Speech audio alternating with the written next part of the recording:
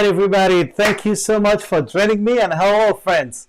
Welcome to iLive, Life on Purpose. And this is where I share a bunch of tips with you on how to live life on purpose. And once again, my name is Michael Charles from leadingwithintent.com, where I share insights and secrets to intentional living. iLive, intentional living, and help you create lasting results, both in your personal and professional life. The goal of this series is to raise your level of awareness and help you master the essentials of life, money, and relationships, so you can operate at a higher level of performance. So hang with me and let's take this journey together with me as your guide. Now, before I begin, I would like to extend a special welcome to those of you who are joining us for the first time. Right? I'm honored to be a part of your growth journey. Today's topic, forgiveness, is part of a lesson that I share with participants in my iLive Mastery Blueprint Monthly Group Coaching Program. Right? I'll be relaunching the program in January 2021. So if you want to learn more about that, visit leadingwithintent.com and get on my email list. And I'll let you know once I open up for registrations to take on new participants. Now, on to today's topic, forgiveness. Right? Forgiveness is letting go of the need for revenge and releasing negative thoughts of bitterness and resentment. Right? It is a gift that we give to ourselves, right? Not to anyone else, right? We give it to ourselves, and no one else can give it to us, and we can't give it to anybody else, really. I mean, this is always a you and you deal, right? When someone has hurt us, consciously or unconsciously, one of the most difficult things we have to face is in resolving that situation is the act of forgiveness, right? Sometimes it feels like it's easier not to forgive, and that the answer is to simply cut the person in question out of our lives. Now, ending with a relationship may be the right thing to do, but even then, we will only be free if we have truly forgiven, right? If we harbor bitterness in our hearts against anyone, we only hurt ourselves, because we are the one harboring the bitterness. Think about that. We, or you, if you are harboring bitterness, you are the one that's hurting yourself. So for some people, the beginning stage or a beginning stage of forgiveness is anger. Right? They feel angry at someone who did or said something to them in a way that brought them harm, pain, and sadness, and sometimes disappointment. We feel wrong and pain, and sometimes burned, crushed, and upset. The anger we hold exists as a response to pain that has been inflicted, or that we feel has been inflicted on us. Right? We can stay stuck in this angry place for a long time. In fact, some people stay there forever. And I don't know, I don't have to tell you that being stuck in anger is not fun. In fact, it can suck out the life that you have, right? It will suck the life out of you. But it can be all-consuming in the most negative way. Most people hold in these feelings, right? The pain, the anger, keeping the negativity and the poison inside, allowing it to grow and fester and expand, taking over their whole lives, right? The strength of the anger is in direct proportion to the amount of pain or anger that we hold inside. Now, don't get me wrong. Anger is not always a bad thing, right? We need to feel it in order to eventually let it go. We do. Now, trying to hide the anger or stuff it way down or dismiss it, right? It's not going to make it go away. In fact, it is going to make it worse, because it is only once we allow ourselves to feel the anger and acknowledge its presence, right, and what it feels like, that we feel, what we feel like feels in the first place, that we set the stage for letting it go. And only through letting it go can we truly forgive. Now, the opposite is also true, right? Letting it go is holding tight, right? Letting it go, right? If we don't let it go, it's gonna eat us alive, right? But the opposite is this, right? If you let it go, you will now be able to feel love. You'll be able to feel peace and freedom, right? But holding it means, holding the anger means that you are withholding love, and you holding on to little complaints and little grievances one at a time, really. And maybe slowly but certainly, right, we start to become toxic. And this issue can and often does result in a lot more issues and pain. Now, the more this cycle continues, the more your growth is restricted, right? Your dreams are thwarted and your energy is sapped and sucked out until you have little left for yourself or anyone else, really. So, what do we do, right? Now, if you're honest with yourself, you can probably think of a time when you experienced this, right? Personally, there were times in the past when I harbored so much anger and I didn't let go. I had resentment and I couldn't let go. And for sure, up until now, those moments have been the least productive periods and lowest moments in my life, right? I didn't have any energy to do anything. Even if I started something, I couldn't concentrate, right? I couldn't finish anything while under the spell of anger and resentment, right? I was a mess, and I'm sure many of you can testify to that, right? When you're angry, how about, if you're watching this, feel free to comment, right? When you feel anger and resentment, how does that impact you? How does that affect you?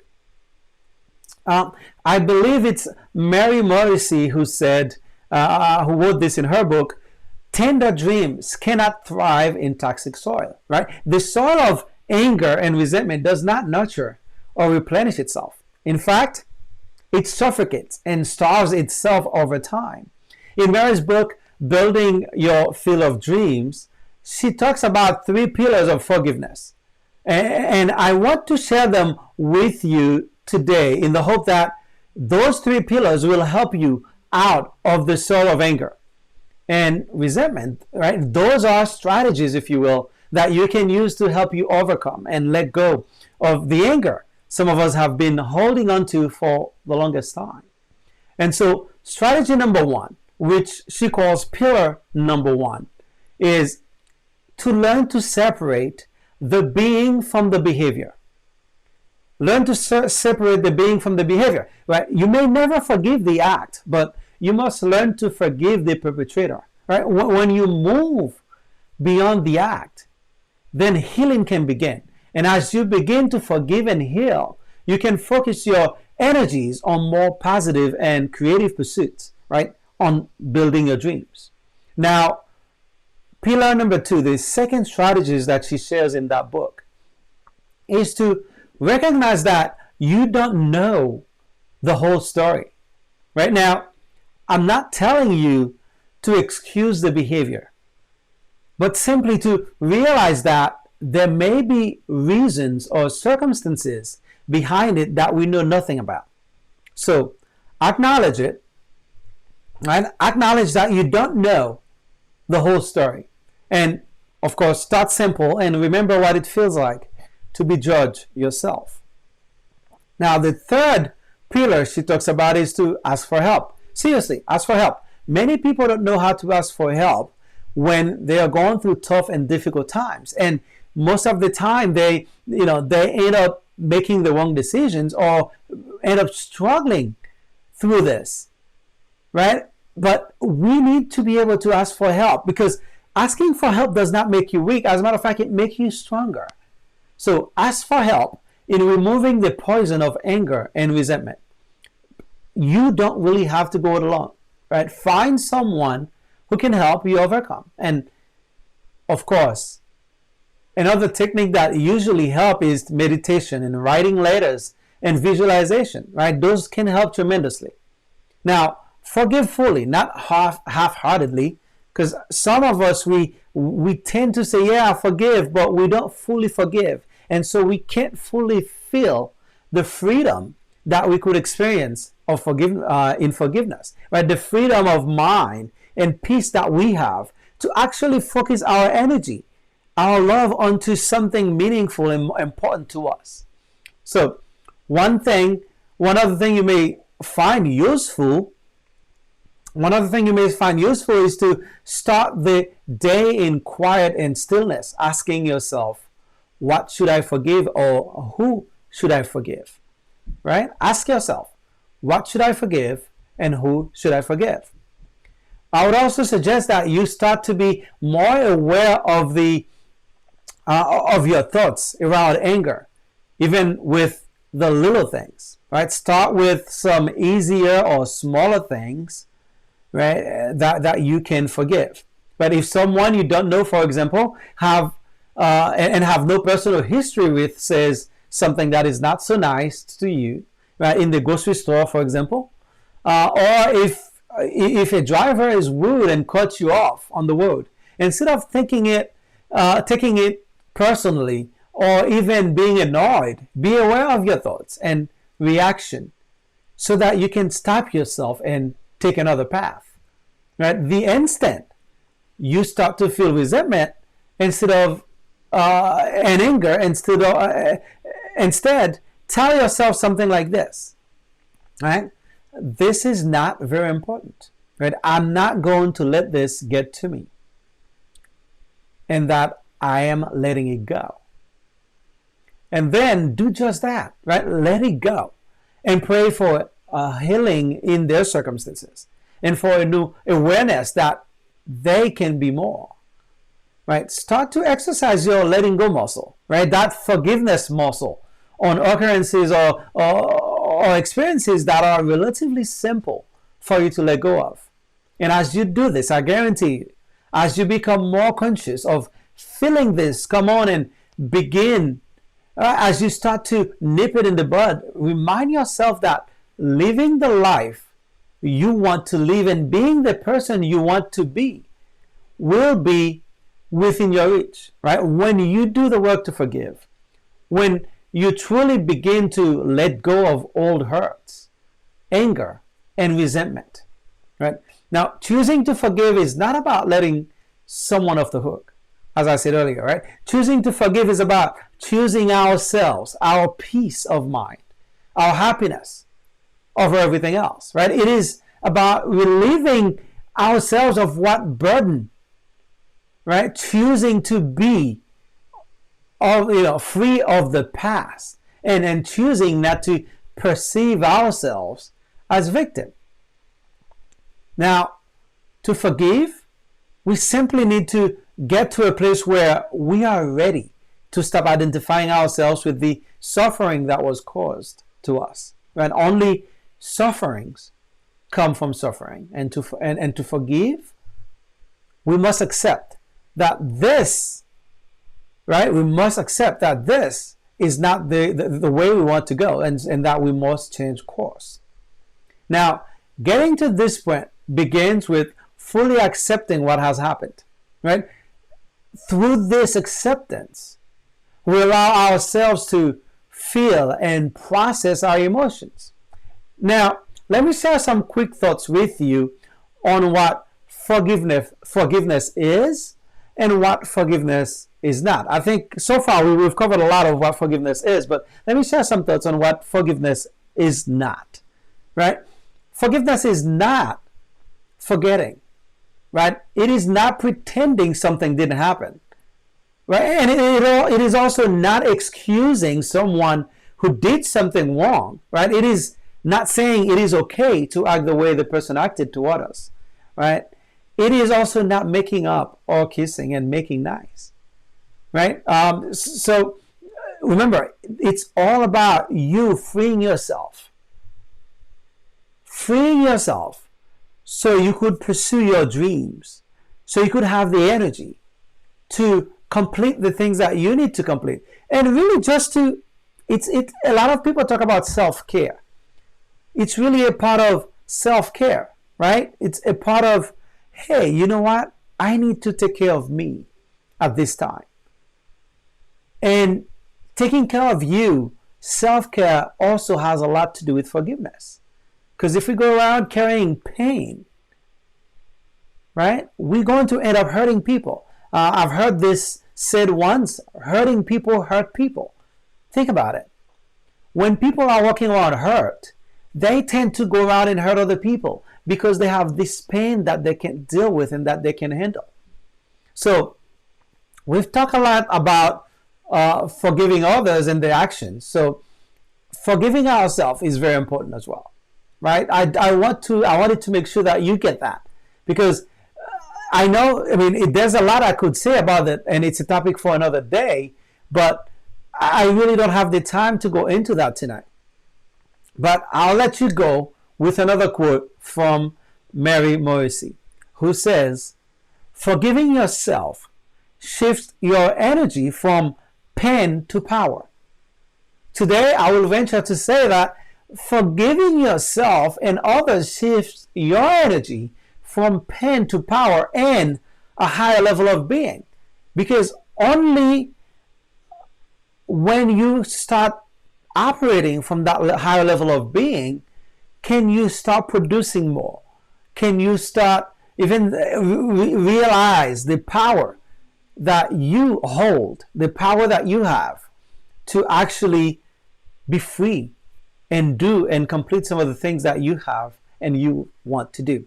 So take whatever time you need to learn to forgive and experience the freedom and peace that you will unleash your creativity as you step into your power and operate at a much higher level of being. As I said in the beginning, the information I just shared is a very short version of a lesson that I usually share with members of my iLive Mastery Blueprint monthly group coaching program. And for those of you who want to learn more about the group coaching program, head over to leadingwithintent.com and get on my email list to get notified once I relaunch and take on new students. Now, if you are also new to this channel, iLive, remember to smash that subscribe button and hit the notification bell so you get notified every time I go live. Because my goal and my intention is to help you get through these difficult moments and help you master the essentials of life, right? Living a life on purpose and with purpose. Or, if your intention is not to do that, then I'd say this channel is not for you, because my goal is to help you grow beyond your current capacity so you could become more, do more, and have more in your life. Then I implore you to join me every Wednesday at 7 p.m. as I will share different topics and I will bring to you different guests to help you become more and do more. All right, so thank you for spending some time with me today. I hope you got value out of what I've shared. And if you think this is something that added value to you, share it with a friend and ask them to subscribe so they can get notification when I go live too. So until next time, forgive others, forgive yourself, and of course, honor your fire. Also, remember to follow me on Instagram and Facebook, Twitter, right? And feel free to send me a message. Let me know what you think of these sessions, and if there's any specific topic that you want me to cover, I'd be more than happy to do that for you. Once again, thanks for joining us. Enjoy the rest of your week.